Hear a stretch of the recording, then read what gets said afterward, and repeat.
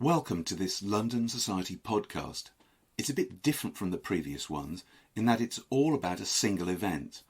The Society's showpiece Banister Fletcher lecture, delivered on this occasion by Cllr Gould, leader of Camden Council and chair of London Councils, the body that represents all 33 of the capital's local authorities.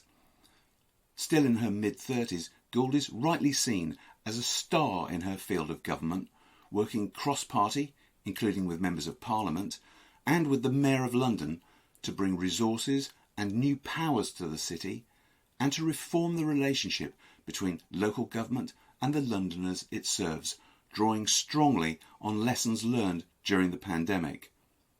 She gave her lecture before a full house at the headquarters of the Royal Institute of Architects in Portland Place on the 13th of February 2023.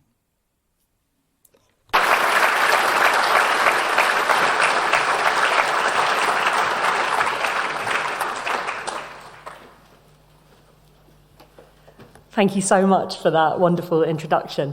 And I'm so delighted to be here this evening to see so many friends and people who are contributing so much to London, and really grateful for the London Society to give us this space to have a really important conversation about London's future, and of course to RIBA for hosting us in this absolutely beautiful venue. I am a very proud Londoner. And don't tell anyone in Camden, but I was actually born in St Mary's Hospital and lived for the first few years of my life in Westminster, which I keep a secret. I realise this might not be as scandalous for people who, unlike me, don't like to go and look at all the bins as you pass through the streets to see which borough logo they have on. I know Dave and Tony Travers joined me in that.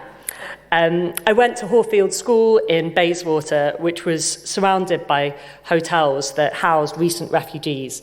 And I remember a little boy in my class who every time a door banged, he would hide under the tables because he was so terrified and he'd seen so many members of his families killed. And I've always felt a deep pride to live in a city which has welcomed people and provided a safe haven for people around the world. I moved to Camden as a child and I fell in love with what I think about as our rebellious spirit. Camden, for those of you who don't know, has a really radical history. It's a place that invests in arts and culture and it really celebrates difference. And it turns out that Camden also nurtured the creative spirit of Sir Banister Fletcher, something I only found out when I was researching him. His father and co-author, also Banister Fletcher, lived in Bloomsbury, was married in St Pancras Church, where we hold all our civic events, and ended his life in Hampstead. His son, Sir Banister Fletcher Jr., in whose name this speech is given, was born in Bloomsbury, and his varied academic career included a stint at UCL, where he was the acting professor of architecture. Camden has always been a place that has brought together radicals and reformers and those dedicated to public services. So it's a legacy that continues today, and it's wonderful that it's helped bring this amazing group of people together. I still live in Kentish Town, not far from where I grew up. And I love the way that so much of London is a village. I hold my council surgeries at the same library that I used to borrow books from when I was a child. The best local independent bookshop, the Owl, is still my favourite place to go shopping. And I love to look at some of the trees I used to clamber on in Hampstead Heath when I was a child. I sometimes think my husband would wish that London was a little bit less of a village when he now absolutely refuses to go out with me in Camden because so many people stop me to ask about dog mess or the other big crucial issues of the day. But London is also in constant flux. When I was a child, I could never have imagined that King's Cross would become the global destination that it is today. And I'm really proud of our diverse city, our links to other parts of the country and to the world. And I think most importantly, our people. The number one reason businesses choose to locate themselves in London is our talent. Laura Citron told me that the other day. And in an international arena where we are seeing a rolling back of globalisation as trade barriers increase and inward investment stalls globally, London is holding its own. Other cities are begging talent to come and relocate, but we have almost 9 million people here, and we have some of the best education rates in the country. The history of London is one of mixed communities. In Camden, we have social housing buttressing the British Museum and in the heart of Hampstead. And in London, unlike in Paris, where impoverished suburbs surround the city, or Washington, where zoning and racial covenants have led to segregation, in London we live side by side with people from all different walks of life. We have spaces like community centres and libraries that bring people together. And our universities, our science and innovation hubs are right in the heart of our communities. We don't have that isolated Silicon Valley tech world, but we do have Google, Meta and DeepMind in the heart of our communities, confronted with all the challenges and positives of urban life. Richard Sennett's book, Ethics for the City, talks about the most successful cities being open, connected and inclusive. And London is a porous city which has huge opportunity to encourage creativity and collaboration. The Francis Crick Institute, the biggest biomedical research centre in Europe, has a classroom to ensure that school children can come in and interact with the science. But all of this is at risk because of our failure as a country to nurture and protect what we have in London and to ensure that it's an engine of growth for the whole country. And we should remember that London's success is not guaranteed. Between 1941 and 1992, its population shrank by a fifth, losing 2 million residents. The last few years of political instability, culminating in Liz Truss's disastrous budget premiership, has made the whole of the UK an unstable place to invest. Brexit has created new barriers for talent and increased the cost of doing business. And most concerningly of all, we are allowing London's greatest asset, our social mix, to be put at risk. The last 12 years have seen a profound shift in London's demographics, with families increasingly pushed out of the centre of the city. My borough, Camden, now has the lowest birth rate in the country. The exponential growth in house prices is well known, and the extreme end, the average house price in Camden is now £795,000, which is just out of the realms of possibility for most people in our city. And the latest census shows a further fall in home ownership across the city. But for me, an even more profound shift is what's happening in the private rented sector. This used to be a tenure that families in central London, in my community, could afford to live in, but successive changes in policy have undermined this. In 2011, the local housing allowance, which is the maximum amount of housing benefit that can be paid, went from covering the bottom 50% of properties to the bottom 30%, followed by years of rent freezes or below inflation rises, completely breaking the link between rent rises and housing benefits. The net result of that is there are almost no homes sitting under housing benefit cap in my borough. At the same time, we're seeing a proliferation of short-term lets, Airbnb and so on, which have seen many flats that could have housed families go off the market.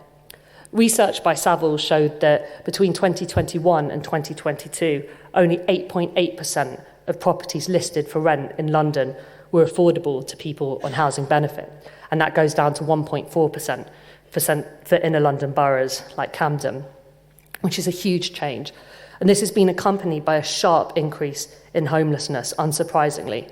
In London, we now have 162,000 people, over 78,000 children living in temporary accommodation. That's more than the population of Oxford.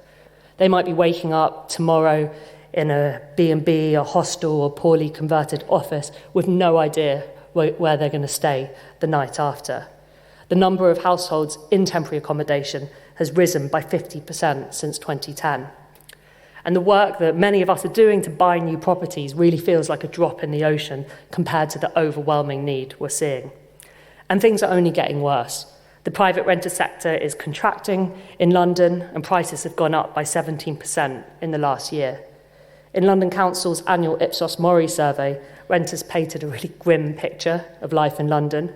3 in 5 say their rents had increased this year, and a similar proportion expect their landlord to raise their rent substantially when they next renew their tenancy. 46% of renters told us they may have no choice but to move if their rent increases any further. And these figures are putting even more pressure on social housing, where complexity and need is growing, and it's getting harder and harder to imagine getting a council home in London. Every day I thank those leaders before me who did ensure that a third of my borough was social housing. In the 1970s, Frank Dobson and his peers were buying up a lot of Camden, and I'm deeply grateful for them, because without that, our mix would have been completely lost. But even though we're building thousands more council homes, the first in a generation in Camden, and many boroughs are doing the same, it feels like we're fighting an absolute tidal wave with the chronic underfunding of council housing nationally and trying to catch up with properties lost to right to buy. Increasingly, people in the middle just don't have a hope of staying in central London. Children who grew up in my borough, received a great education, who want to stay close to family and community, just don't have a chance. And this is cutting across deep ties of community, belonging and identity, leaving people feeling really displaced from the place they call home. Most of the people I went to school with, whether they're nurses or teachers or teaching assistants or corporate executives, have left Camden. And we're closing down schools in Camden, Islington, Haringey, Hackney and Tower Hamlets. So the last 10 years, as shown by the census, have seen a profound shift in London's population. The latest census shows that outer London has grown at almost double the rate of inner London, and outer London has now, for the first time, become more deprived than inner London. But this is really concentrated. Richmond is still the least deprived borough, closely followed by Kingston and Bromley. So you just have this increasing pressure on narrowing parts of London that are still affordable. Croydon, Ealing, Barking and Dagenham, Newham and Brent. But even there, affordable areas are diminishing all the time, concentrating poverty and putting extreme pressure on underfunded services. There are now fewer people living in poverty in London than 10 years ago. And that's not because people have got richer, it's because people are being forced out of our city. And across the city, we've seen a decrease in younger age groups. There were significant reductions in those in their 20s and early 30s and in under 4s, suggesting that London is just becoming somewhere where people can't get a foothold and start a family. So this overall trend is one where London risks losing our next generation and hollowing out our city. And those who remain are finding it harder and harder to live. For the half of the city still facing huge deprivation and poverty, things have become deeply difficult. We know wages haven't kept up with inflation. In London, half of those living in poverty have at least one member of a family in work. In Camden, that's over 70%. So in-work poverty is a huge challenge. And there's a growing trend of poverty in general. In 2011, just under 12,000 people used Trussell Trust food banks. In the year up to 2022, it was 300,000. The cost of living crisis has exposed how fragile things are for so many in our city. And I really believe that housing, costs, poverty and inequality are the greatest risks to the future of our city. And we saw that really starkly in COVID, as overcrowding put lives at risk, and we saw the impact of a lack of action on race inequality, as Black and Asian Londoners were disproportionately impacted by the disease. And I think it demonstrates how strained our social safety net is. It often feels like we're putting a sticking plaster over chronic issues with short-term piecemeal emergency funds. A large proportion of Londoners, whether in or out of work, do not have enough to cover the basic cost of living, housing, food, energy, digital connectivity, transport, which leaves them stuck in an anxious spiral of debt, impossible choices about whether they or their children will eat, and few progression routes out. London has a high number of vacancies, but also residents with many significant barriers to employment, unemployment and long-term unemployment are higher in London than the rest of the country. And Londoners spend a much higher proportion of their income on housing, which is just leaving them trapped in poverty. And it would be such a tragedy if we did lose our openness and our mix, if central London becomes tech parks with no links to communities. And we are, I think, in danger of losing not just our inclusivity, but also growth. London is not just Oxford Street, the Houses of Parliament, South Bank, King's Cross. It's also Hounslow, Bromley and Croydon.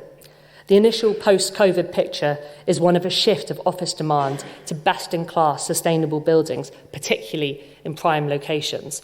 JLL's data shows almost 3/4 of the total space under offer are newly built or refurbished stock. So this leaves a huge risk of stranded assets and a flight to flagship headquarters in central and growth locations. But equally, the foundational economy is central to every part of our city, and we can't have a position where the businesses and people that provide it can't afford to stay in central London. London does, of course, have the best transport infrastructure, and TfL is a great success. But there are pockets of London with very poor transport links, large parts of South London, that desperately need transport infrastructure investment. And the stripping out of capacity from London local government and public services shows in our public realm. We've got less capacity for big aspirational projects, but also just some of the basics like planning and street cleaning and making sure London remains an attractive destination. And we've seen a direct correlation between growing health inequalities, youth violence and homelessness to the slashing of public services under austerity. And it really says something for our city that despite all of this, we are seeing inward investment, but it is slowing down in some areas. So the challenge facing London is enormous, to grow our economy and to do that in a way that lifts our communities and tackles stark inequalities. Now, you're hearing a lot from me tonight, so I'm just going to take a minute to ask everyone here to do a little bit of work. So if you can join me in imagining for a second that we fast forward to 2030, you can close your eyes, imagine you're in a very fast time machine, it's taking you forward, and just imagine that it's a late summer evening in 2030, so the sun is still outside, and you're leaving the lecture, there's some birds singing, and you're walking around London in the evening light. What do you see? How have roads and buildings changed? What can you hear? What can you smell? Is there more nature? What are people doing? What's making you smile? So what I see are new park networks where roads used to be, linking different parts of a city. I see neighbourhoods where communities have come together to insulate homes and buildings and create new green spaces. Allotments, sharing spaces, free community electric buggy schemes, play areas, new civic universities where residents are coming together with universities and companies to solve collective challenges using widely accessible public data. A city where art is filling the public realm, where no ball games, signs on estates have been replaced with inspirational messages, with tech speakers, tech hubs and studios in the heart of those estates, where food co-ops have replaced food banks, and new beautifully built council homes and housing first hostels with wraparound health support mean we no longer see street homelessness, where the creativity of our communities is filling our high streets, and where we just can walk down the road to Oxford Street, where a public art festival is filling the streets, drawing on the creativity of our different communities. Now, this might sound like a utopian dream, but all of this is entirely possible, and you will have seen something different. And so for me, a vision for London will be stronger for all of your imagination and that of our wider communities. 2030 and these big net zero ambitions that we've made as the Mayor of London and boroughs are only 7 years away. We will need the greatest period of collective innovation in our history, calling on the energy and ideas of every part of our community to have a chance of getting there. So how do we get to our collectively imagined future? I will argue that we need to invest in democratic renewal, in a deepening of collaborative leadership, and a new compact with businesses and national government.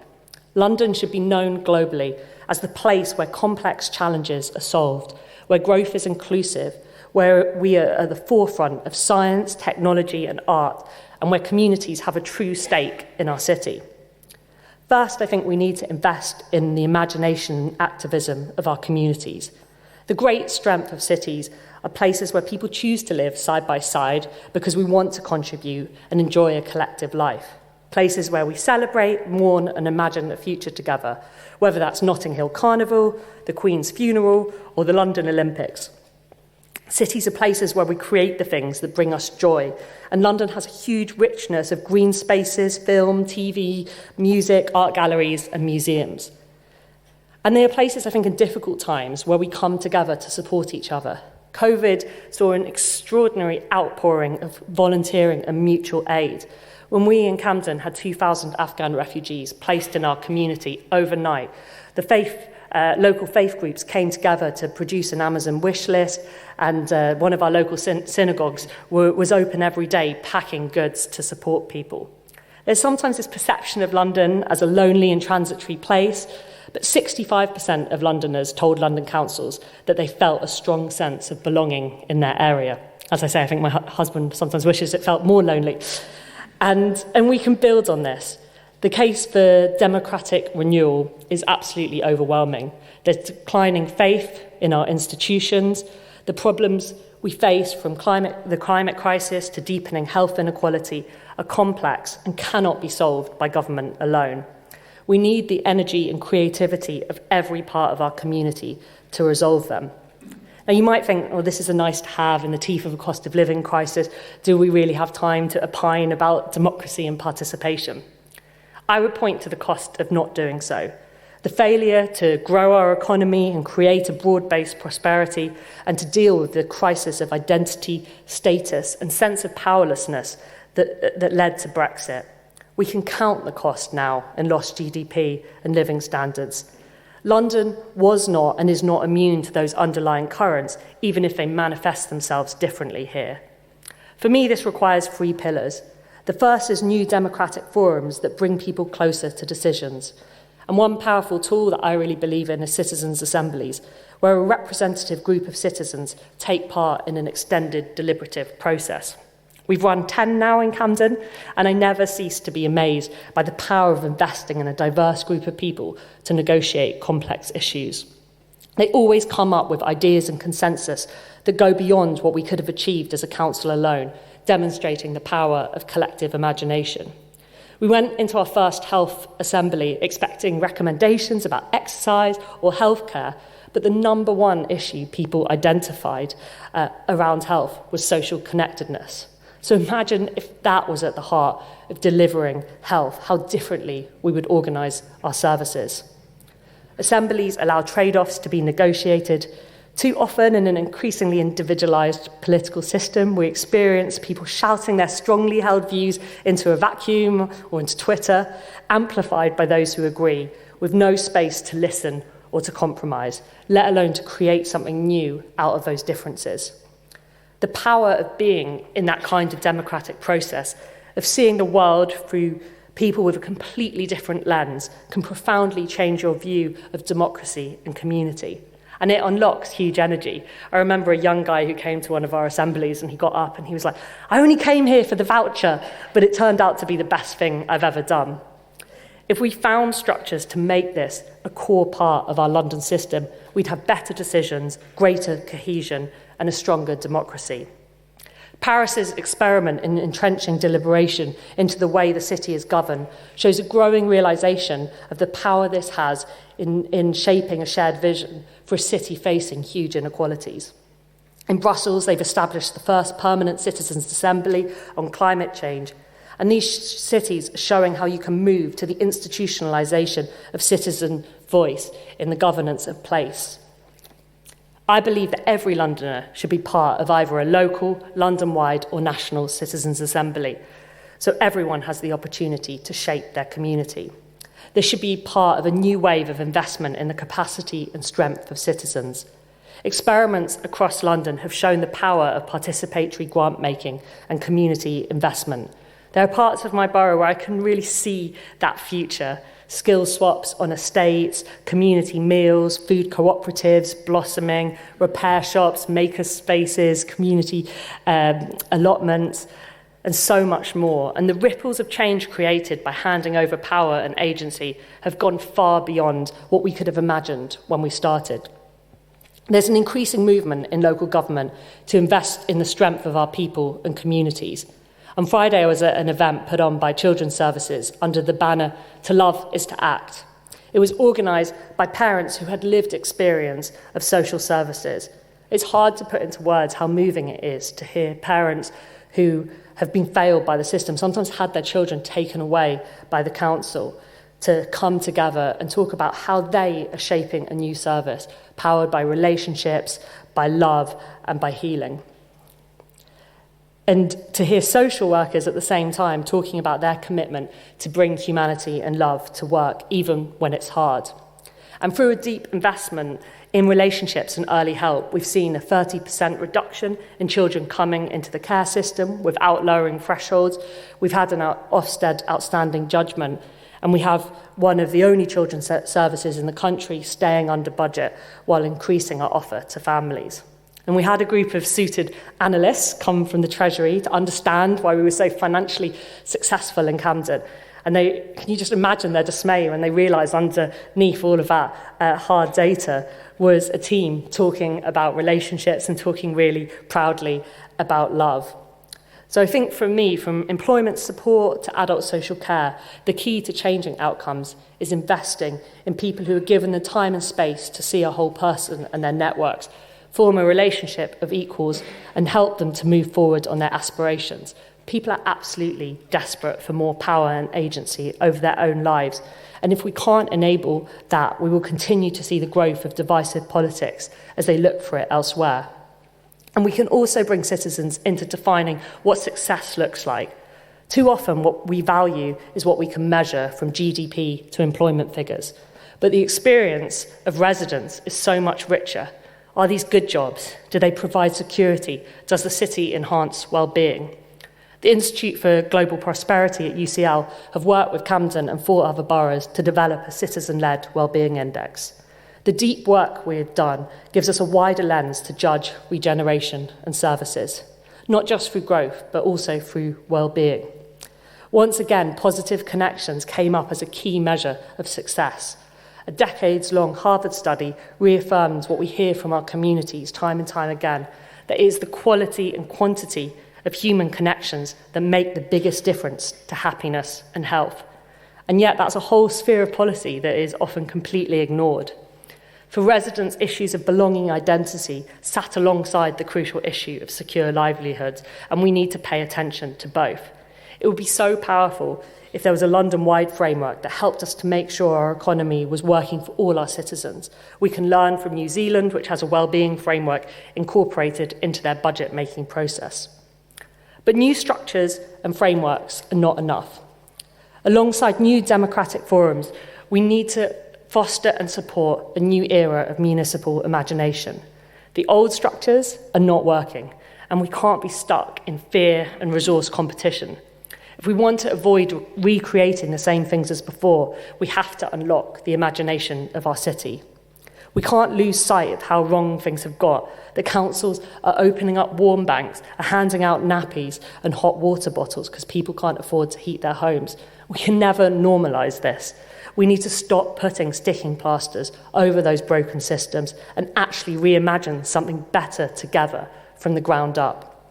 Imagination activism is a new kind of activism focused on the new over fighting the old. It's different from the activism of protest, although that continues to be very important, and sees people making changes by coming together to imagine new, more optimistic futures as a basis for doing the hard work to redesign our economy and public services.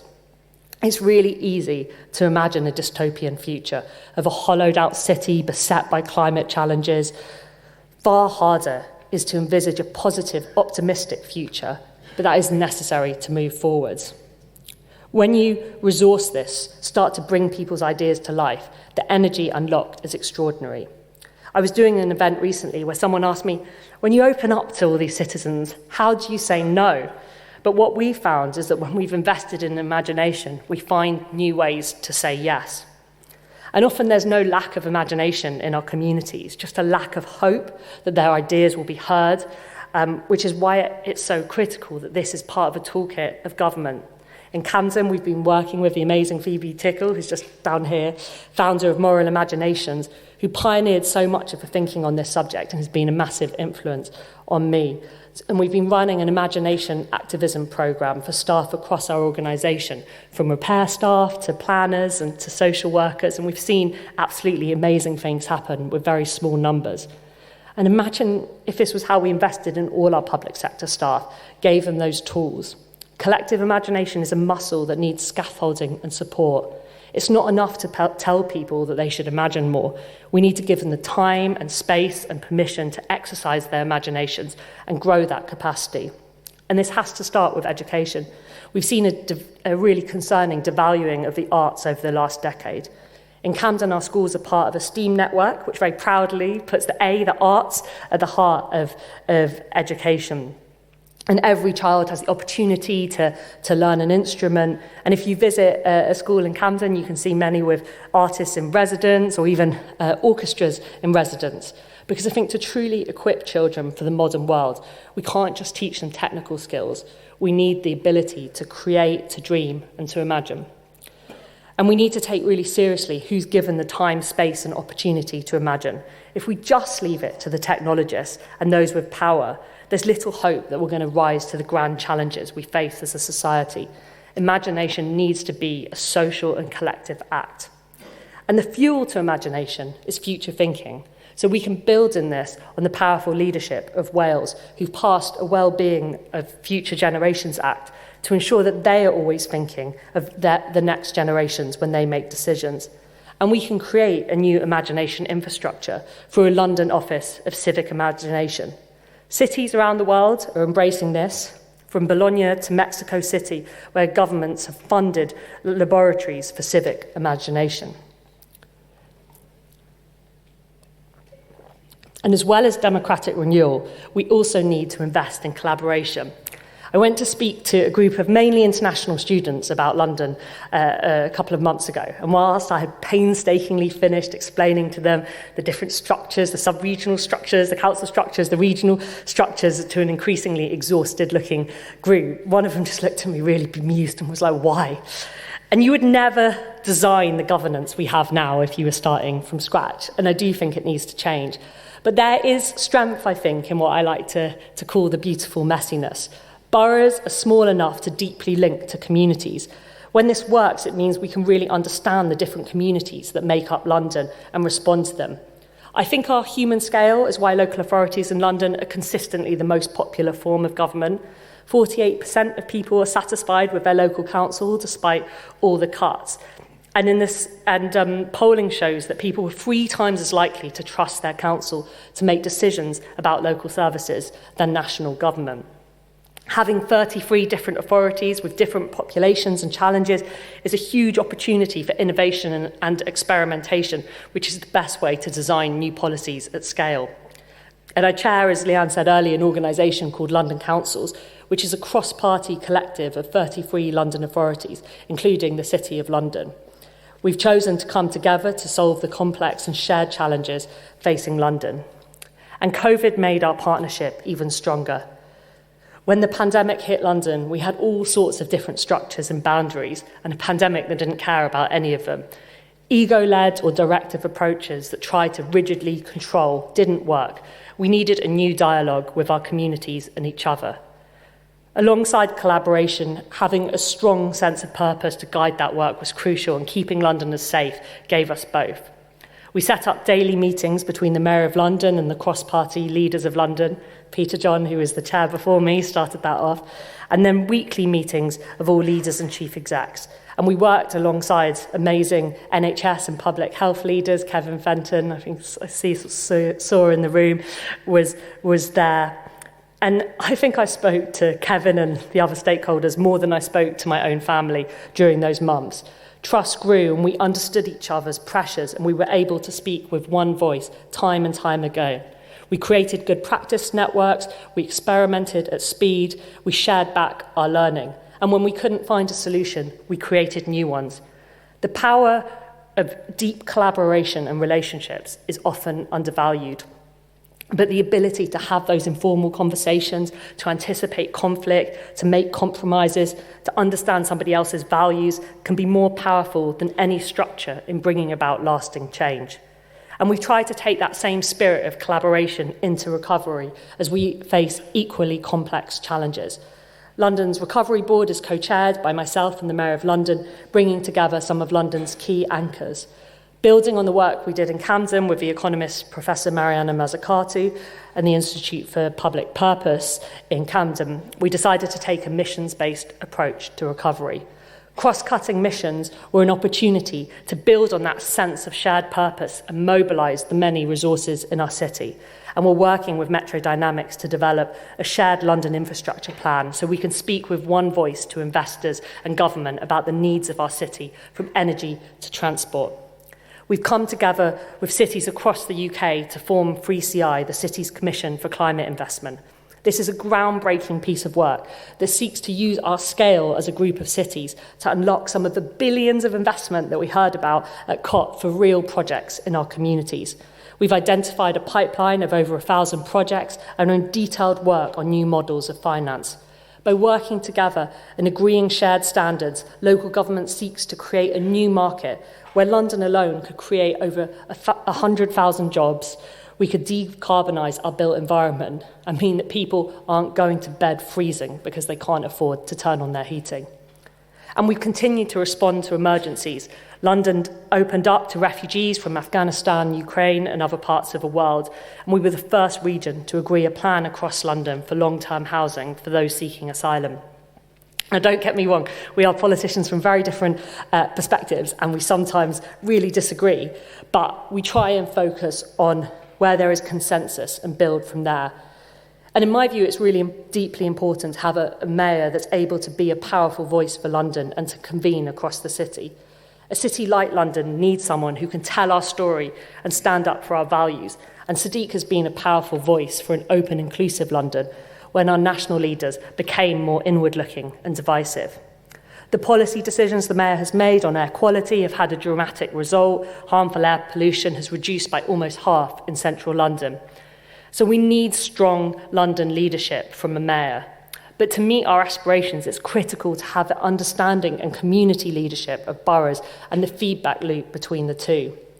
Long term, I think there's a case for deepening this joint working and creating structures that bind the borough and the Mayor of London, the boroughs and the Mayor of London together.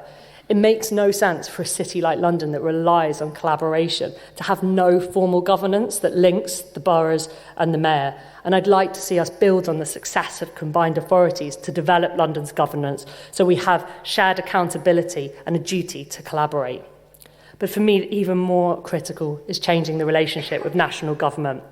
Policy is too often designed in a vacuum and handed down to local places in a way that pays no attention to their context.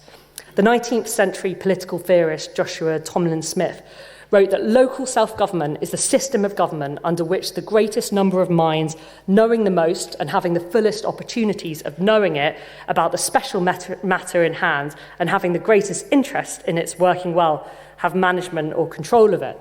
In stark contrast, he wrote, centralisation is that system of government in which the smallest number of minds and those knowing the least and having the fewest opportunities of knowing it and having the smallest interest in it working well have management of it or control of it, which I think sums things up pretty nicely. But these really aren't matters of theory. Take HS2, it provides this huge opportunity to reshape parts of our cities, to provide a physical and social infrastructure that supports communities to thrive and create improved links across the country. But in the hands of a distant finance ministry and the Department of Transport, it is a project to build a railway. Housing, community facilities and the social fabric of historical neighbourhoods are an afterthought. Despite the huge efforts of Camden and Peter Hendy, who's been absolutely amazing, it's just the structures. Imagine how different this would be if local communities were in control with a mix of funding from local and central government and real partnership. My view is we need to completely change the culture of a civil service to one of partnership. And this means freeing up departments from their own silos. My experience of working with government is too often a narrow departmental bidding process on small agendas with very little true cross-departmental work on outcomes. But a place lens allows us to think about people living in real communities and everything they need to thrive. A shared investment strategy can unlock positive outcomes on housing, health, employment, safety, well-being and belonging.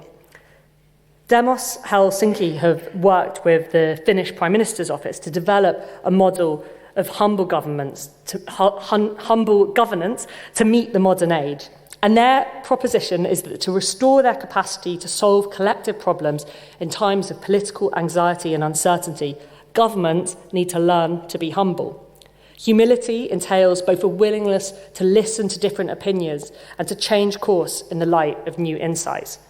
This just needs a thin consensus or broad shared purpose to enable devolved problem solving, but then critically mechanisms to learn from those experiences and deepen that consensus. They point to successful examples such as the Finnish education system, where national education outcomes are set out, but a high degree of trust is given to schools and teachers to implement them, crucially with a feedback loop between the two. This long-term commitment to collaboration and continuous iteration connects the frontline experience with national policy. And on the flip side, you can argue that we're failing to make progress because of a lack of a feedback loop between local experience and national decisions. I believe London's governance, with a mix of citywide and devolved structures, is well placed to lead on a humble governance model. And we've already seen a profound shift in the last few years, and I'm excited to see how this deepens over time. But for London, this collaboration has to go beyond our own city. We have a national asset, it's a global city which attracts investment, but this has to work for the rest of the country. I remember bumping into Tom Reardon, who's the chief exec of Leeds City Council in Boston, of all places, at MIT. And I remember being really surprised when the American academics were like, oh, you two are just right next door to each other. Because we talk sometimes in the UK as if different parts of a country are different worlds. But we're really deeply linked on a relatively small island, and we now have a thriving partnership with Leeds. We have to think about a network of cities that are growing together and supporting their regions. The truth is that none of our cities are meeting their potential in terms of productivity. We need a new industrial strategy that links our cities together through national missions and coordinated investment in sectors that create jobs and growth. This needs stronger transport connections between cities, especially in the north of England. And London anchors need to be national ones who consider their social value proposition to London, but also the rest of the country. Community wealth building in London has to have a broader gaze, and London's spending power could shape new, more equitable markets across the country. But we need to do so much more to build on these connections and make sure they go both ways. The growth we're seeing in green finance in London is unlocking solar panels and wind farms in other parts of the country. There's an opportunity for the City of London to have an even more central role in helping unlock the financing needs, not just of London, but the whole country as part of a new industrial strategy. Life Sciences is creating new innovation corridors from London to Cambridge to Manchester, and we could invest in these developing ecosystems to be an international leader in this space. But to do this, we need a completely new settlement with our regions and local government. The UK has one of the most centralised governments in the world, and the centre's problem overall is just a tendency towards overreach. It tries to do too much without the capability to deliver. We need local government to have standing in our constitutional settlement, to no longer be a creature of Westminster, but its own independent pillar of a state. Only then can we unlock the opportunities of humble governance and get towards a relationship of equals that addresses the country's problems.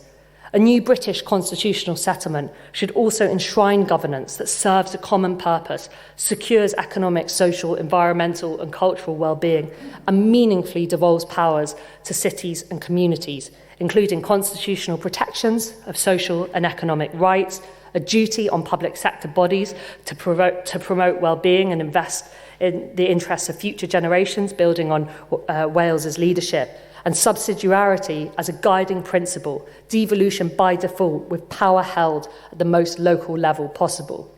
Devolution by itself does not ensure community power. Scottish devolution has given much greater national autonomy, but has arguably seen a greater centralisation of power in Holyrood. We need to ensure that power is distributed. The London Finance Commission, led by previous lecture giver Tony Travers, here on the front row, is still our preferred position, that London should gain control over the major property taxes. Of course, this is a fundamental change for the country, and I think there's a pathway to move towards that fiscal devolution. This could mean retaining more of the income created here, like road taxes, or new powers to introduce income from an overnight levy to creating new council tax bands. Land value capture models could unlock stalled infrastructure projects, leaving vital public investment for parts of the country with lower land values. KPMG and Savills research for TfL showed there is huge value that is being generated by the public sector, which goes mainly to private landowners. 8 future TfL projects can produce land value uplifts of about £87 billion. And there's lots of different models we could explore to capture this, such as the power to levy zonal precepts on council tax for a specific area at a specific time, removing the need for a ballot to levy a business rate supplement, or simply allowing us to retain a proportion of the business rates growth around an infrastructure project, with the rest going to investment in other parts of the country. And these shouldn't just be London powers. They should be part of trailblazing devolution powers, providing places with the long-term tools and incentives to deliver growth for local people. We need powers to take on thorny challenges that hold our city back, such as fragmented land ownership. It's really hard sometimes to find out who landowners are, let alone encourage them to sign up to a shared vision.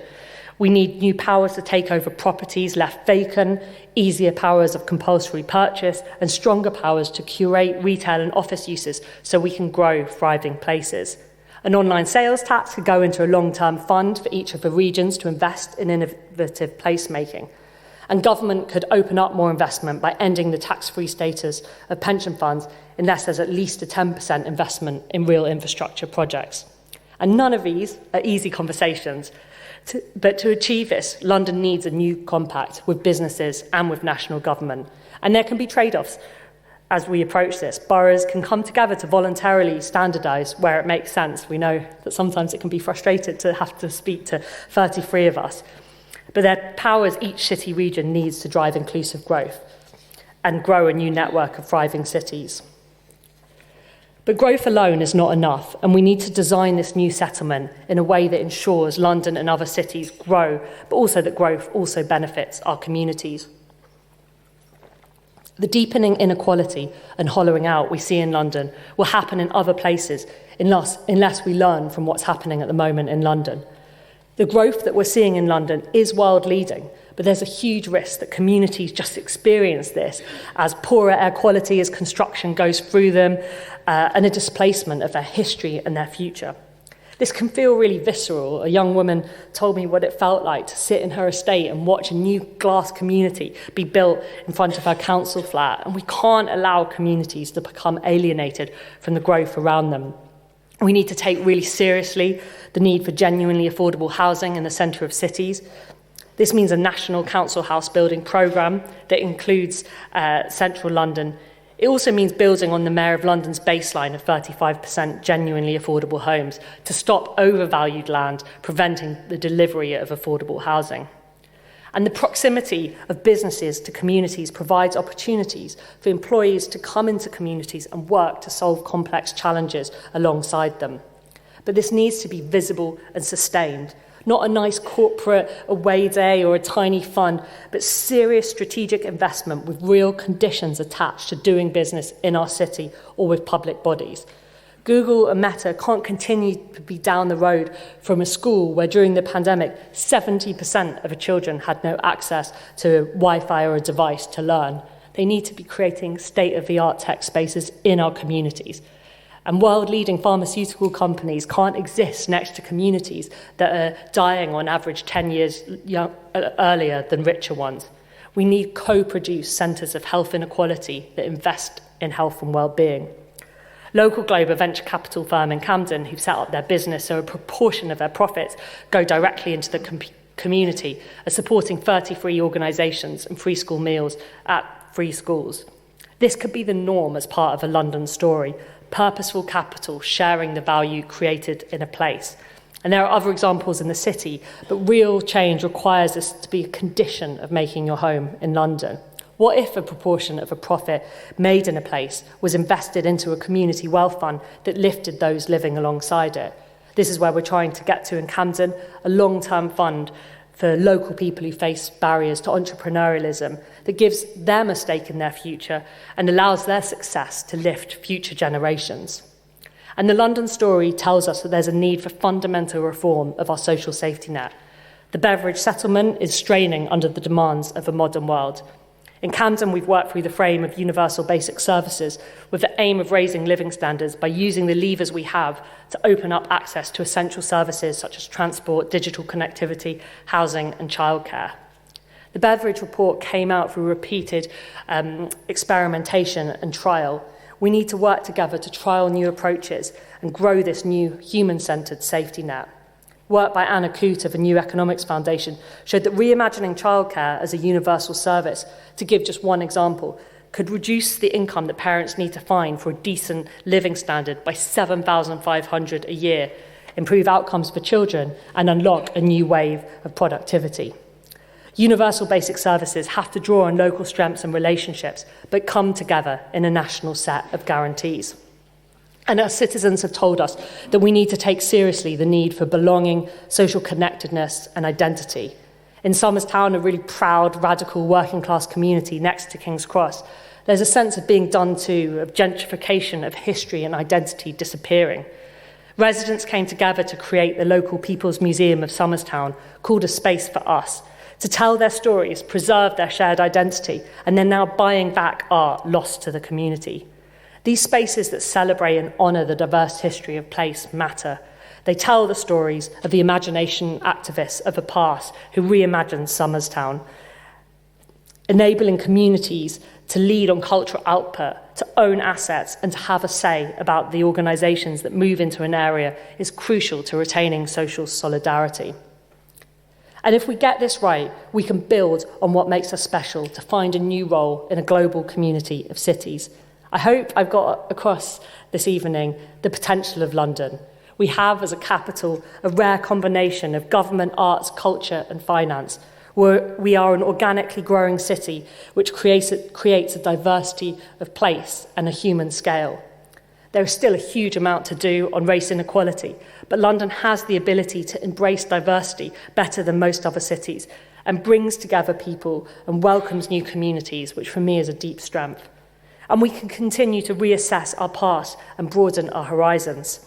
Since its first edition in 1896, Banister Fletcher has been essential reading for generations of architects and students, and this lecture is one legacy. The book was recommissioned and relaunched by RIBA in 2019, co-created with 88 new authors as a conscious effort to transform the book into a truly globalised history of architecture. As the launch article put it, the result is a vital break with the imperialist worldview permeating earlier editions, and one example of how we're embracing our responsibility to reveal modern, relevant narratives. London is a place where we can continue to enrich our understanding and insights by the rich diversity and experience of our city. Globally, 56% of the world's population live in cities, and by 2050, this is projected to be 7 out of 10 people. 80% of the world's GDP is created in cities. Cities have a massive opportunity to reimagine how we live, and London can play a really important role in an international community of cities at the forefront of thinking about democratic innovation and renewal, sustainability and climate change, and the relationship of cities to each other rather than just nation states. The Mayor of London's leadership of C40 has been important in leading this new urban conversation. London can be known for our municipal imagination and innovation in tackling complex urban challenges. When we invest in imagination, democratic renewal and collaboration, change happens at pace. We've tried directive, centralised models of government in many forms, and we are in a place of crisis on almost every front. It's time for a new model.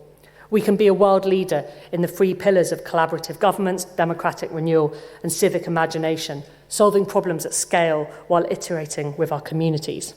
We can imagine and create a city that is growing without deepening inequalities, but uses the mix of our communities to strengthen social solidarity and our social safety net. We can be the first net zero city, the first city to see a true social guarantee, the most cohesive, diverse city in the world. And I feel deeply excited about what we can achieve together over the next 7 years. We don't need to wait for national change. We have the imagination, expertise, and collective power to make huge strides together. So I look forward to working with the London Society and everyone in this room and many more to get us there. Thank you.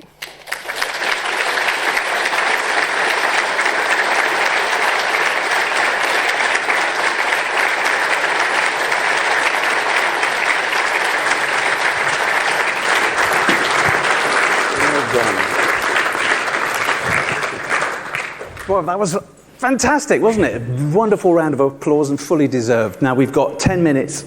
Can you hear me okay? I think you can now. We've got 10 minutes absolute top. So I'm going to ask you one question. There'll probably be time for about 3 from the audience. So there were so many ideas there.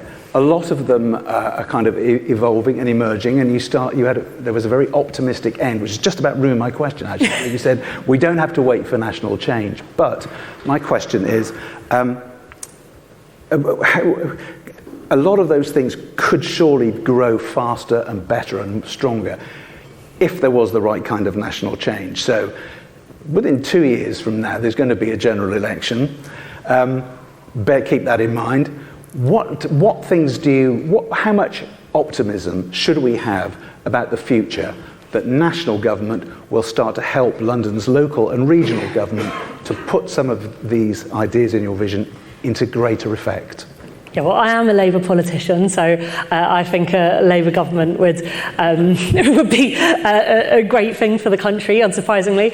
And I think that the conversation we're seeing in the Labour Party is a really profound shift because, I think the last Labour government did lots of brilliant things, but it was a very centrally directed government. And I think that where they could have gone further is really partnering with local communities. But I think through the Gordon Brown report, which has a real framework for handing over power to communities, through Keir Starmer's Take Back Control promise, bill, which would take some of these ideas into kind of a practical action plan.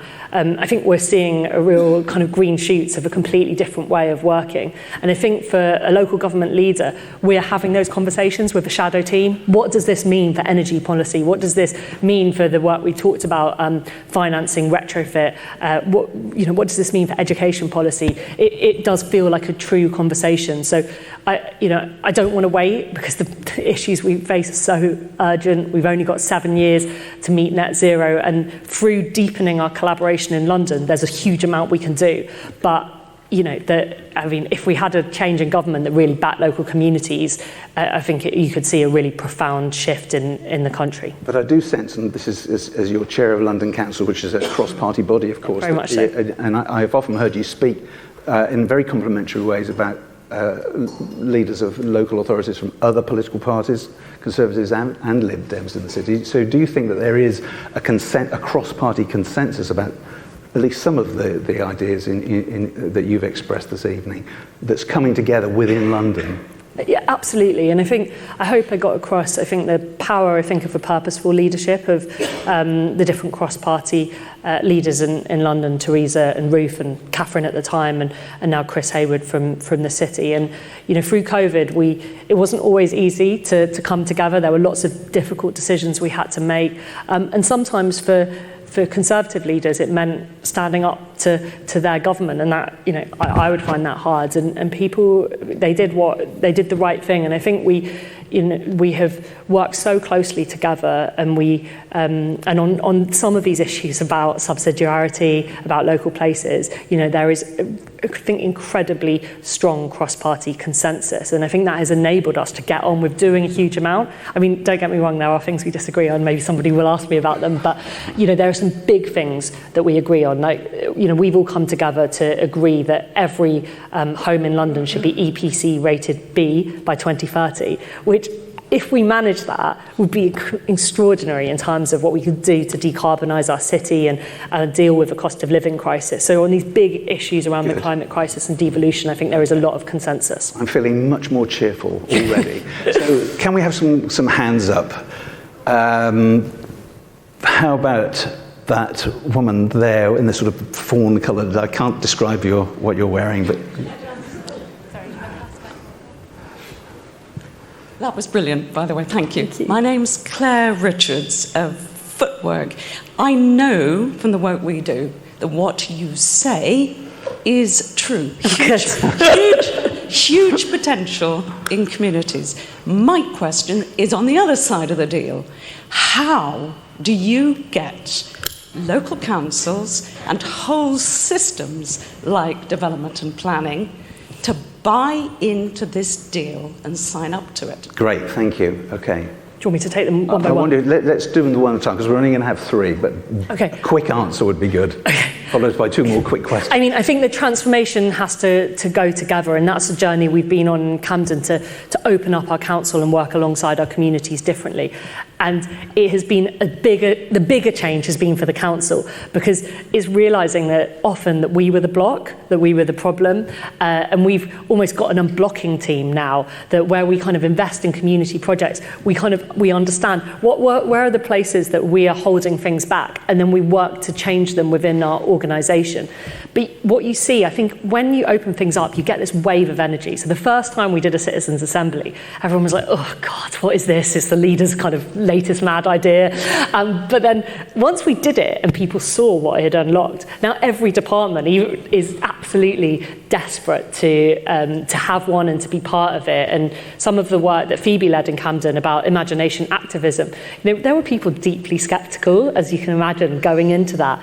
But planners, and what they're doing is they're now, as we look at our local plan, organising imagination sessions with the community. So I think once you start, you see a kind of a burst of energy that continues and brings more people into it. Okay, great. Let's have another question. Gentleman at the front here. I just saw you first, so.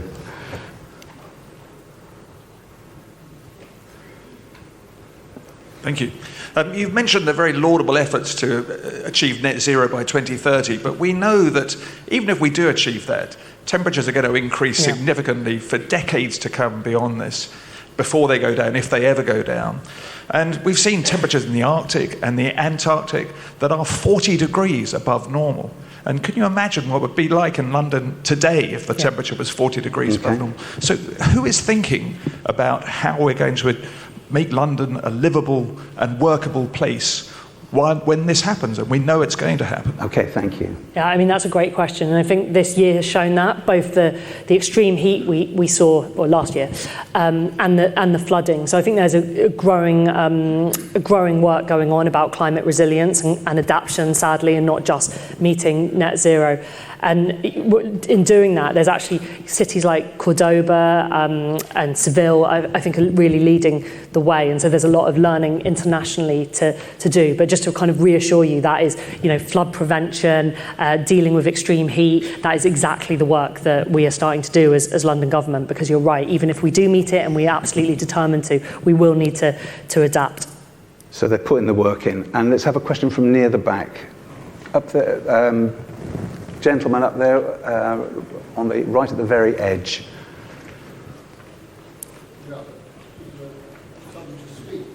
It's on its way. It's on its way. There you go.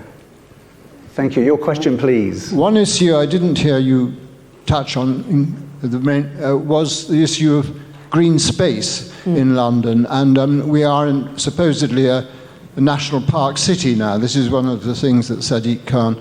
But what we see is boroughs throughout London building on the green spaces in their existing estates that were created at an idealistic time when housing was designed to be green, and now boroughs throughout, including Camden, but certainly Islington and Southwark in particular, are seizing on those green spaces just when they're all saying how necessary they are. Okay, so what is your question? Well, what are you going to do to implement the implications of Sadiq Khan's national park city? Great question, thank you. Georgia. Yeah, I mean, I think I said that one of the things that makes London great is our green spaces, and we're incredibly lucky to have them. And I think that part of that kind of adaptation to climate that we talked about needs to be creating new ones. And in Camden, we created the first park in, I don't know how many years, Alfred Place, which was part of the Tottenham Court Road scheme, which was a road that turned into a new park. And for me, that has to be part of the future. And I'd love to see a new network of parks where, where there used to be roads that connects the city. And we're in Camden working on the Camden High Line, which would be a new kind of vertical park that sits on the railway, very much supported by Network Rail. So I think that we do need to build new housing, but we need to create places, and that includes schools and green spaces and everything that forms a community. So I think there is some real work going on to look at how we invest in and create new green spaces, and hopefully you'll see more of that. Great, thank you very much. Now look, I'd love to be here all night. Sorry, I talked too long. No, it's absolutely fine, but we do need to stop now. There are so many more questions I know that you wanted to ask, but we have got to stop. So I would just like to thank you again, Georgia, for a fantastic lecture. And I'd like to thank everybody who came. It's been wonderful to see pretty much a full house, lots of great stuff to talk about amongst yourselves when we all go and have a drink, and to follow up at a later date. So can we have another big round of applause for Georgia?